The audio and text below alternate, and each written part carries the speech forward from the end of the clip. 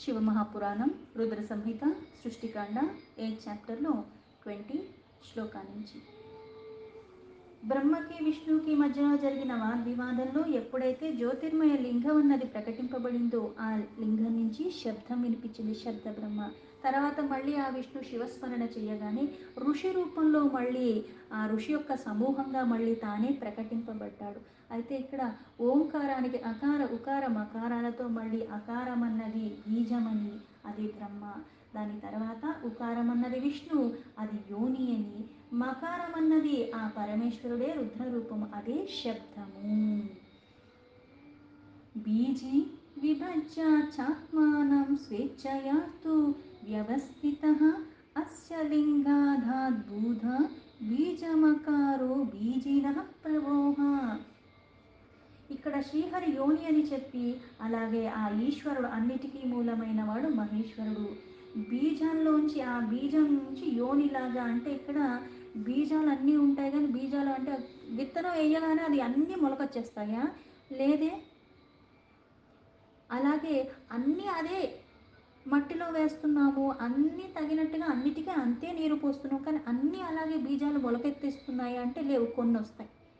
మళ్ళీ ఈ మొలకెత్తిన ప్రతిదీ కూడా మహావృక్షం అయిపోతుందా అంటే లేదు, కొన్ని అవుతాయి.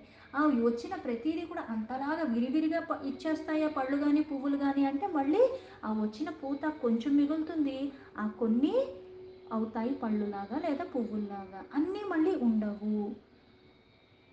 అలాగే ఇక్కడ ఆ బీజం అన్నది ఏదైతే ఉందో ఆ బీజాన్ని నుంచి ఆయనే నాదం అని చెప్పారు. అయితే సమస్తానికి ఏదైతే అండపిండ బ్రహ్మాండ, ప్రతీదీ ఒక అండమే, ప్రతీదీ ఒక బీజమే. ఈ సమస్తానికి బీజకంగా తన ఇచ్ఛతోనే తన బీజం నుంచి అనేక రూపాలుగా విభజించాలని తానే ఆ సంకల్పం చేసుకుని ఆ బీజకమైన మహేశ్వరుడి లింగం నుంచి మళ్ళీ అకార రూపమైన బీజం ప్రకటమయ్యింది. అంటే ఆ సృష్టికి మూలమైన బీజం పరమాత్మ అంటాం. ఆ బీజమే పరమాత్మ అయినప్పుడు ఇక్కడ సంకల్పం కూడా తనదే.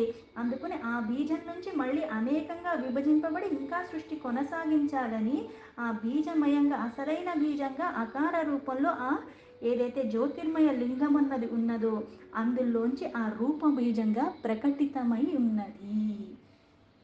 ఉకారయోనౌ నిక్షిప్త మధ్వర్వత సమంతతః సౌవర్ణం భవచ్చాండమావేద్యం తదలక్షణం. ఆ ఉకార రూపమైన యోనిలో ఆ బీజం వెళ్ళి అకార రూపమైన బీజాన్ని స్థాపింపచేశాడు. అప్పుడు అది వృద్ధి పొందుతూ ఉన్నది. సర్వమయమైన ఆ అండ రూపంలో ఎప్పుడైతే ఇక్కడ అది పూర్ణంగా అది ఎప్పుడైతే వృద్ధి చెందుతుందో ఆ విశేష లక్షణాలన్నీ కూడా దానిలో పూర్ణంగా వచ్చిన తర్వాత అనేకాబ్దం తథా చాప్సు దివ్యమండం వ్యవస్థితం తతో వర్ష సహస్రాంతే ద్విధా కృతమజుద్భవం. ఆ దివ్య అండం ఎప్పుడైతే అన్ని రకాలుగా అన్ని లక్షణాలు దానిలో పూర్ణంగా వచ్చాయో కొన్ని వర్షాల వరకు కూడా అలాగే జలంలోనే స్థితమై ఉన్నది. దాని తర్వాత కొన్ని వేల సంవత్సరాల తర్వాత ఆ అండం అన్నది రెండుగా విభజింపబడి ఉన్నది. అండమప్సు స్థితం సాక్షాత్ వ్యాఘాతేనీశ్వరేణ తు తతస్య సూక్షుభం హేమం కపాలం చోద్వ సంస్థితం. ఆ అండం ఎప్పుడైతే రెండు ముక్కలయ్యిందో ఆ నీటి అందున్న అండము జన్మలేని బ్రహ్మ ఉత్పత్తికి స్థానమైంది. అందుకే దీన్ని బ్రహ్మాండము అంటారు. బ్రహ్మ ఒక అండము, ఆ అండం నుంచి ఉత్పత్తి జరిగినట్టుగా ఆ బ్రహ్మ యొక్క ఉత్పత్తికి స్థానమైంది. సాక్షాత్తు మహేశ్వరుడే ఆ అఘాతంలో అది పగిలి రెండు భాగాలుగా విభజింపబడిన తర్వాత ఆ స్థితిలో దాని పై భాగంలో ఉన్నది సువర్ణం, అంటే బంగారు కాంతితో ఉన్న ఆ కపాలం గొప్పగా శోభాయమానంగా ఉన్నది. అంటే ఒకటే అండము, అయితే అది రెండు ముక్కలైనప్పుడు రెండు ఒకేలాగా ఉండాలి కదా, అలా లేవు. పైన భాగం మాత్రము సువర్ణమయంగా ఉన్నది, చాలా శోభాయమానంగా ఉన్నది. జజ్ఞేసా దౌస్తథా పరం పృథివీ పంచలక్షణ తస్మాదండాద్భవో జజ్ఞే కకారాఖ్యాశ్ చతుర్ముఖః. కింద భాగంలో వచ్చేసరికి ఆ కిందది ఏదైతే ఉన్నదో అందులోంచి భూమి అదైతే 5 లక్షణాలతో కూడుకుని ఉన్నది. దాన్ని ద్యూలోకము అంటారు. ఈ ద్యూలోకం ప్రకటించబడి కింద భాగం ఏమో భూలోకం, అది మళ్ళీ పంచలక్షణాలతో కూడి ఉన్నది. దాని నుంచి చతుర్ముఖ బ్రహ్మ అన్నవాడు ఉత్పత్తి జరిగాడు. అందుకే అక్కడ ఆయనకి అండపిండ బ్రహ్మాండము, ఇది బ్రహ్మ ఒక్క ఉద్భవానికి ఈ పిండం నుంచి ఉద్భవించాడు బీజ రూపంలో. ఆ పరమాత్మ ఒక సంకల్పంతో ఇక్కడ ఏవైతే ఈ రెండు ముక్కలైన దాంట్లో ఒక ముక్క వచ్చి సువర్ణమయంగా ఉన్నది, దాని కింద వచ్చేసరికి భూలోకం నుంచి ఇవన్నీ లక్షణాలతో కూడుకుని ఉన్నది. సహస్రాష్ట సర్వలోకానాం స ఏవ త్రివిధః ప్రభుః ఏవమూమోమితి ప్రోక్త మిథ్యాహురయా జుషాంవరాః. అందుకే సమస్త లోకాలకి స్రష్ట ఆయనే బ్రహ్మ. ఈ విధంగా భగవంతుడైన మహేశ్వరుడే అకారంలో ఉన్నది తానే, ఉకారంలో ఉన్నది తానే, మకారంలో కూడా 3 రూపాలలో ఉండి వర్ణింపబడిన ఆ ఓంకారమే, అకార ఉకార మకారాలతో ఉన్న ఆ పరమేశ్వరుడే ఆ రూపాలలో కూడా ఉన్నాడు. జ్యోతిర్లింగ స్వరూపంగా ఉన్న ఆ సదాశివుడే ఓంకారము. ఆ ఓంకారంలోనే ఇట్లా అన్నీ ప్రకటింపబడ్డాయి. ఓంకారం నుంచే బీజం ఉద్భవించింది, ఆ బీజమే ఈ పిండమయ్యింది. ఆ పిండమే మళ్ళీ ఇలా ఎప్పుడైతే మళ్ళీ బ్రహ్మకి ఉత్పత్తి స్థానంగా అయ్యింది. అందుకే ఇక్కడ యజుర్వేదంలో శ్రేష్టమైన మంత్రం కూడా ఓంకారము అని చెప్తారు. ఎందుకు? ఓంకారమే పరమాత్మ. సమస్తానికి అంటే క్రియా నిష్క్రియా స్థితిలకి మారి అవన్నీ పరిభ్రమిస్తున్నట్టుగా అనిపిస్తూ ఉంటాయి. ఈ ఓం అనే మంత్రము అదే ప్రపంచము, అదే సర్వము అని చెప్తారు. భగవంతుడే ఇక్కడ అత్యున్నత స్థితిలో అన్నిటికీ కారణమైన వాడు, ఆయనే సర్వవ్యాపి. అందుకే వేదాలు ఏం చెప్తాయంటే ప్రజ్ఞానం బ్రహ్మ అంటారంటే ఇక్కడ ఉన్నదే జ్ఞానం ఏంటి? ఆ పరబ్రహ్మ. అలాగే అహం బ్రహ్మాస్మి అని వింటాం, తత్వమసి అని వింటూ ఉంటాం. ఇవన్నీ ఏంటంటే ఉన్నది తానే, అంతా ఆయనే,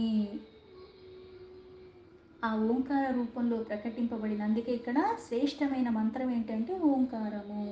అందుకని ఓంకారాన్ని ఉచ్చరించేటప్పుడు కూడా ఇది పరమాత్మ అన్న భావంతో నువ్వు ఉచ్చరించగలిగితే, ఇంతకు ముందు ఏదైతే ఆ ఓంకారాన్ని ఎలా ఉచ్చరించాలని నాదబిందు ఆ శబ్దాలన్నీ చక్కగా అకార ఉకార మకారాలన్నీ వినిపించేలాగా ప్రశాంతమైన చిత్తంతో ఎవరైతే దాన్ని అనుసంధానం చేసుకుని జపం చేస్తారో ఉద్ధరింపబడతారు అని చెప్పారు. ఎందుకంటే అది పరమాత్మ. అందుకే శ్రేష్టమైన మంత్రము, సర్వానికి మూలం, అన్నిటిలో అదే ఉన్నది. యజూషాం వచనం శ్రుత్వా రుచః సామాని సాదరం ఏవమేవ హరే బ్రహ్మన్ నిత్యాహుశ్చావయోస్తథా.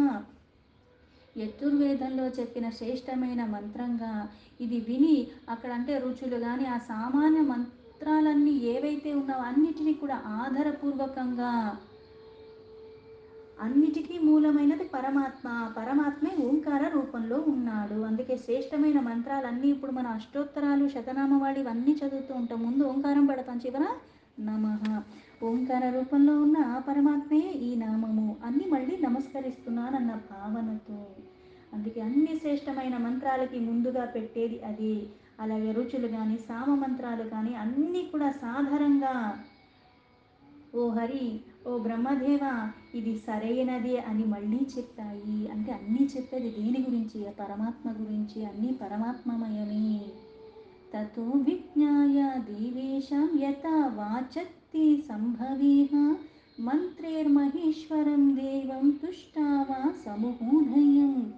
ఇలాగ దేవేశ్వరైన శివుడు గురించి తెలుసుకుని ఆ శ్రీహరి శక్తి సంభూత అయిన మంత్రాల ద్వారా ఉత్తమమైన ఇక్కడ శోభాయమానంగా ఉన్న మహేశ్వరుడు ఒక స్తవనాన్ని పూనుకున్నాడు. ఇక్కడ ఏది చేసినా మళ్ళీ ఆ పరమేశ్వరితో కలిసి, అందుకే శక్తి సమేతంగా ఆ మంత్రాల ద్వారా, అంటే శక్తి అన్నది ఆ మంత్రం నుంచి ఉచ్చరిస్తుంటే వస్తుంది.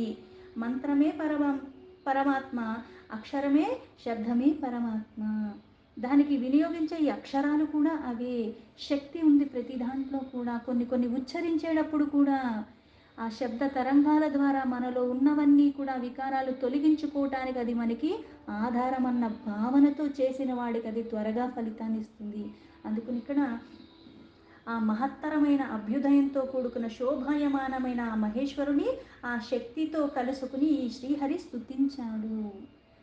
एतस्मिन्नन्तरेऽन्यच्च रूपमद्भुतसुन्दरं ददर्श च మయా సార్ధ భగవాన్ విశ్వపాలక.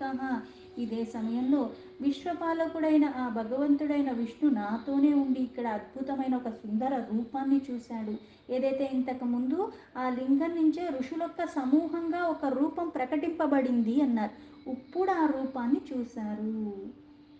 పంచవక్త్రం దశభుజం గౌరక పూర్ణవన్ముని నానాకాంతి సమాయుక్తం నానాభూషణభూషితం. ఏ రూపమైతే చక్కగా సుందరమైన రూపాన్ని దర్శించుకున్నారో ఆ రూపం ఎలా ఉంది అంటే అది చాలా 5 ముఖములతో కలిగి పైగా 10 భుజములతో విలసిల్లుతూ ఉన్నది, కాంతిమయంగా ఉన్నది. ఆ కర్పూరంలో గౌరవర్ణాల కలయికతో ఉన్నది, ఎన్నో రకాల శోభలతో ఇంకా దేదీప్యమానంగా ఉన్నది. రకరకాల ఆభరణాలు, ఇక్కడ రకరకాల ఆభరణాలు అంటే మనం లౌకికంగా చెవులకి ముక్కుకి ఇవి పెట్టుకున్నట్టు కాదు. సృష్టినే భరిస్తున్నవాడు, ఆ భారాన్ని మోస్తున్నవాడు, దానికి ఆధారమైన వాడు, అందుకుని అవన్నీ తనలోనే ఉన్నాయి. అన్నిటినీ ధరిస్తున్నవాడు, అన్ని ఆభూషణాలుగా కలిగి ఉన్నవాడు. ఇన్ని రకాలుగా ఆభూషణాలు ధరించి ఆభరణాలన్నీ విభూషితంగా ఉండి దేదీప్యమానంగా ఉన్నాడు. మహోధారం మహావీర్యం మహాపురుష లక్షణం తం దృష్ట్వా పరమం రూపం కృతార్థో అభ్యున్మయా హరి. అది పరమ ఉదారమైన రూపము, చాలా పరాక్రమతో శక్తివంతమైన అన్ని లక్షణాలన్నీ సంపన్నంగా ఉన్నది. అది దర్శించుకున్న నేను శ్రీహరి కృతార్థులమైపోయాము, తరించిపోయాము. దేన్ని చూడాలన్న కోరిక కలిగిందో ఆ కోరిక, ఏ మోహం కారణంగా అజ్ఞానం అన్నది వచ్చేసిందో అవన్నీ తొలగిపోయిన కారణంగా ఇప్పుడు అది చూసి కృతార్థుడైపోయారు ఇద్దరు. అత ప్రసన్నో భగవాన్ మహేశ పరమేశ్వర దివ్యం శబ్దమయం రూపమాఖ్యాయ ప్రహసన్నిస్థిత. ఆ పరమేశ్వరుడు, ఆ మహేశ్వరుడు ప్రసన్నుడమయ్యి తన దివ్య శబ్దమయ రూపాన్ని మళ్ళీ ప్రకటిస్తూ ఇక్కడ నవ్వుతూ అక్కడ ఉన్నాడు. అకారస్తస్య మూర్ధాహి లలాటో దీర్ఘ ఉచ్యతే ఇకారో దక్షిణం నేత్రమీకారో వామలోచనం. అంటే ఏదైతే రూపం ప్రకటింపబడిందో అంతకు ముందుగా ఏమొచ్చింది? శబ్దం వినిపించింది. ఆ శబ్దం తర్వాత ఇప్పుడు రూపం వచ్చింది. ఈ రూపం ఎలా ఉందంటే తేజోమయంగా ఉన్నది. శబ్దమయ రూపము, శబ్దమయ శరీరము అన్నారు. అంటే మనం ఏవైతే అక్షరాలు ఉచ్చరిస్తున్నాం అన్ని శబ్దాలే కదా ఉచ్చరిస్తున్నావు కదా. ఈ శబ్దాలు అన్నవి ఈ అక్షరాల కూడికతోనే కొన్ని కొన్ని మనకి పదాలు వస్తున్నాయి కదా, ఇవన్నీ పరమాత్మ. అందుకుని ఆ రూపంలో ఒక్కొక్క స్థానంలో ఒక్కొక్క అక్షరమే ఉన్నది. అందుకే ఆ మహేశ్వరుడు యొక్క శరీరంలో ఈ అన్ని అక్షరాలు కూడా ఒక్కొక్క స్థానంలో ఉన్నట్టుగా ఉన్నాయి. అక్కడ విధి విధానంగా చెప్పారు. ఎక్కడైతే నెత్తి మీద, ఎలా అయితే మనకు అక్షరమాల ఎక్కడితో మొదలవుతుంది? అకారంతో మొదలవుతుంది. అకారం అన్నది ఆయన నెత్తి మీద ఉన్నది. అలాగే ఆకార దీర్ఘ ఆ వచ్చి ఆయనకి నుదిటి మీద ఉన్నది. అలాగే ఈకార ఈ ఆ వచ్చి నెత్తి మీద, ఆ వచ్చి నుదిటి మీద. అలాగే ఈ కుడి కన్ను ఎడమ కన్ను, కుడి కన్ను వచ్చి ఈ, ఎడమ కన్ను వచ్చి ఈ, నేత్రాలు అవి. ఉకారో దక్షిణం స్తోత్రముకారో వామ ఉచ్యతే రుకారో దక్షిణం తస్య కపోలం పరమిష్టినః. అలాగే 2 చెవులున్నాయి. ఆ కుడి చెవి వచ్చి ఉకారము, ఎడమ చెవి వచ్చి ఊకారము. అలాగే ఇక్కడ ఏవైతే ఈ మనకి నాసిక రంధ్రాలు ఉన్నాయో అవి కూడా ఒకటి వచ్చి లు, ఇంకొకటి లు. అంటే ప్రతిదీ అక్షరాలన్నీ కూడా ఆ శరీరంలోనే ఉన్నట్టుగా, అంటే ప్రతిదీ పరమాత్మయే. వామం కపాలముకారో లూలు నాసా పుటే ఉభే ఏకాక్షర శ్రేష్ఠ ఊర్ధ్వశ్చ ఓంకారస్వధరో విభూ. అలాగే ఈ 2 ముఖానికి ఉన్న ఏవైతే ఉన్నాయో ఈ చెంపలు ఉన్నాయో ఆ కుడి చెంప వచ్చి రు, ఎడం చెంప వచ్చి రు. అలాగే ఈ పెదవులు అంటే ఇక్కడ ఔష్టము అంటారు. అంటే ఈ పై పెదవి కింద పెదవి, పైది వచ్చేసరికి ఏ, కింద వచ్చేసరికి ఐ. అంటే ఈ అక్షరాలన్నీ కూడా ఇక్కడే ఈ ముఖం మీదే ఉన్నాయి. అలా మెల్లమెల్లగా శరీరం అంతా కూడా ఒక్కొక్క అక్షరాలతో ముడిపడి ఉన్నది.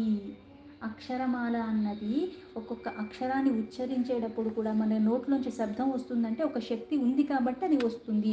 ఉచ్చరించగలుగుతున్నావు. అందుకని ప్రతీదీ కూడా నాదయుక్తంగా ప్రకటింపబడుతుందంటే అది పరమాత్మ.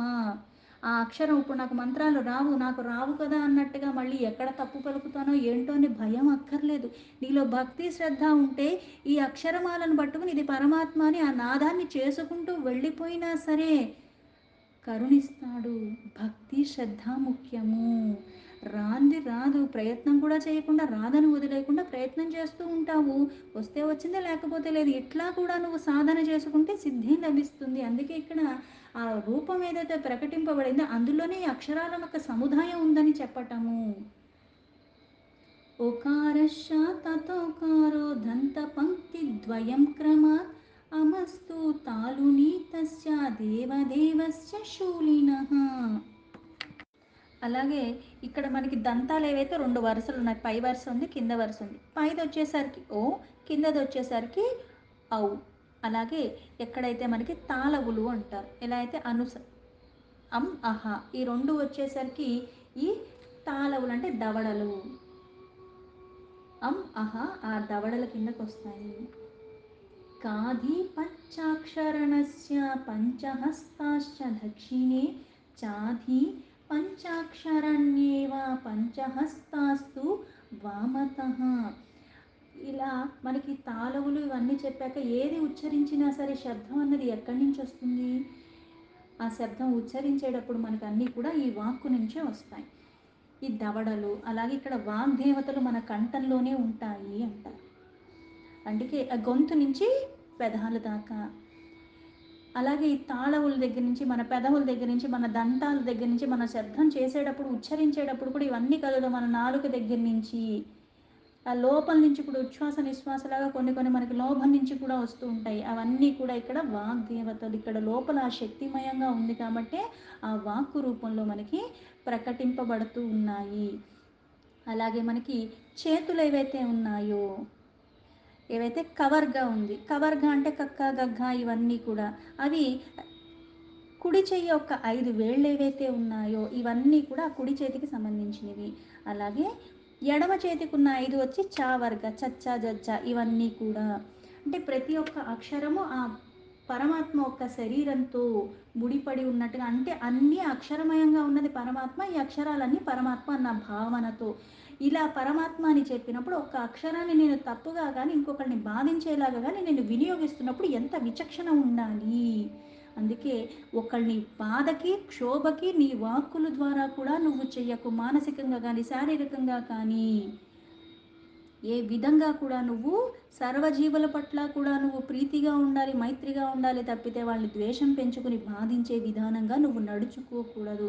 అక్షరమే పరబ్రహ్మ, అక్షరమే పరమాత్మ. తాది పంచాక్షరం పాదస్తాది పంచాక్షరం తథా పకార ఉదరం తస్య ఫకార పార్శ్వ ఉచ్యతే.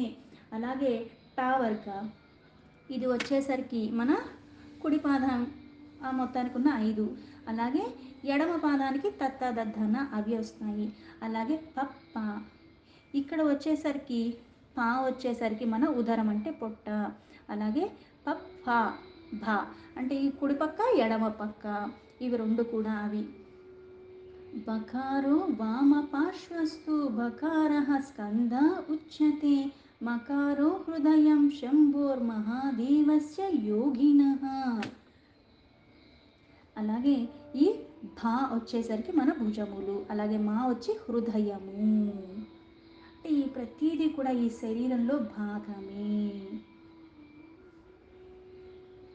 యకారాది సకారాంత విభార్వే సప్తధాతవః అకారో నావిరూపో హి క్షకారో గ్రాణ ఉచ్యతే. ఏవైతే మనకి సప్త ధాతువులు ఉన్నాయో ఈ సప్త ధాతువులు అన్నవి ఏవి అంటే యా రా లా వా షా స స ఈ 7 కూడా సప్త ధాతువులు. సర్వవ్యాపి అయిన పరమాత్మ ఈ ధాతువుల రూపంలో కూడా ఉన్నాడు. అలాగే హకారాన్ని వచ్చేసరికి అది ఏమైంది నాభి అయ్యింది.